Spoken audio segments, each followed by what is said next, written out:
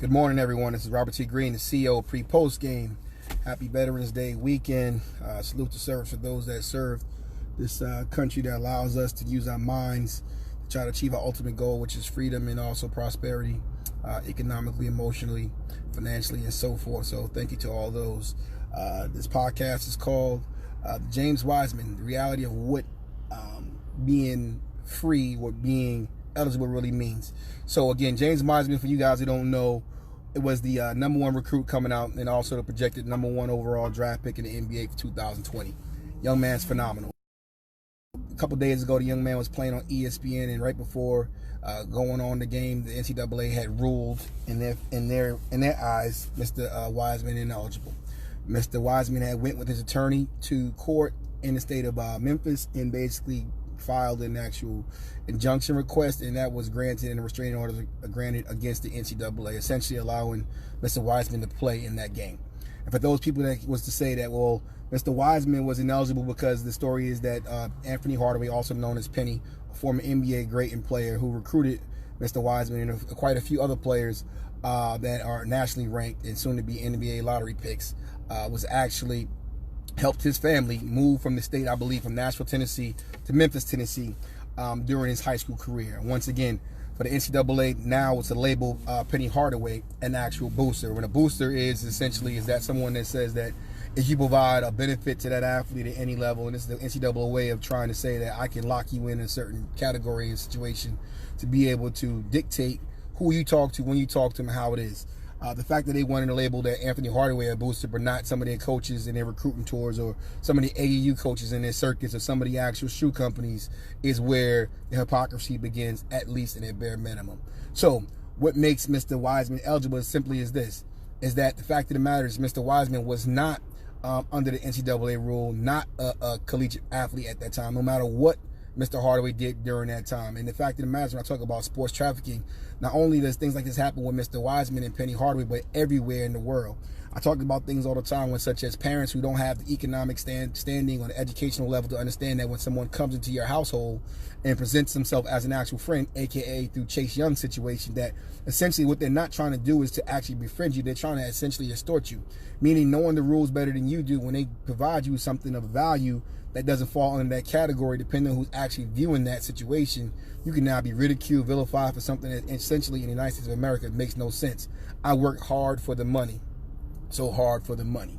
So now, in legally terms speaking, Mr. Wiseman is eligible because the fact of the matter is that what was done before he became an NCAA collegiate athlete had nothing to do with Memphis University, had nothing to do with the NCAA.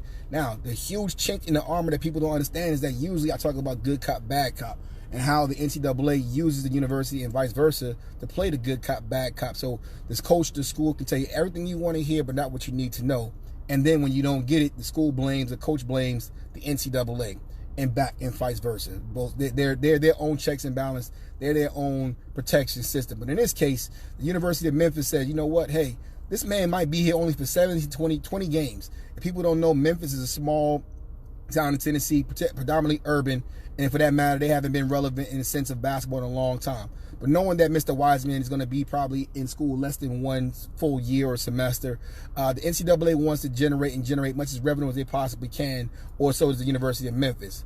But the fact is that if you rule him ineligible, Memphis is not going to be able to make the money off the gates, the tickets, off the concession stands, off the travel, everything that follows James Wiseman and why those coaches and everyone's getting paid. Also, if Anthony Hardaway is labeled a booster and Memphis doesn't support Anthony Hardaway, other top recruits and lottery picks will not come to the University of Memphis. Memphis stepped away, separated himself from the NCAA, saying like, hey, essentially, nah, we're not willing to lose the money that he's going to bring and notoriety he's going to bring to our university over these next 17 to 20 games going forward. We're not going to allow you to take the coach that we have here based on what goes on everywhere in America in this sports trafficking situation and allow you to vilify and put us in a bad light simply because at the end of the day, your model is broken and is about using and abusing the actual athlete for your own financial gains across the board. This is why James Wiseman is eligible.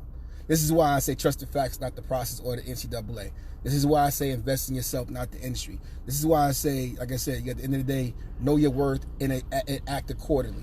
The fact is, how many athletes you know, if the NCAA said something was going to go to their own attorney and get this situation taken care of in court. Now, like I said before, if only the NCAA knew the amount of things that parents and athletes are willing to speak upon now regarding their actual well-being, health and safety, their best interests, their health when it comes to insurance or lack thereof that's being perpetuated, their misdiagnosis of actual ailments that they got going on that's hurting them long-term regarding their pro careers and situations like that, it's all going to start to come to light.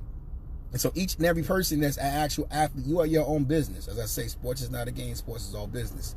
So you guys to be mindful and understand that what you get involved with and who you get involved with can have long-term ramifications. So congratulations to James Wiseman, who is eligible, who should be eligible. And also, guys, be aware of when I talk about sports trafficking. These people in these youth sports, AAU, youth football, at the end of the day, there's coaches out there that's going to filtrate money through them. It's going to filter down to you to get you to actually dictate what you do.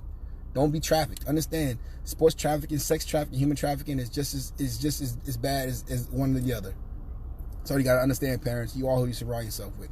My name is Robert T. Green. I'm the CEO of Pre-Post Game, also known as a players rep, here to educate, empower, and protect the athletes and the family's best interests alone. Check us out at the Players Rep 1 on Twitter, the Players Rep 1 on Instagram, the Players Rep 1 on LinkedIn. I'm sorry, the Players Rep on LinkedIn. You guys will well be blessed and have a great Sunday. Happy Veterans Day. God bless.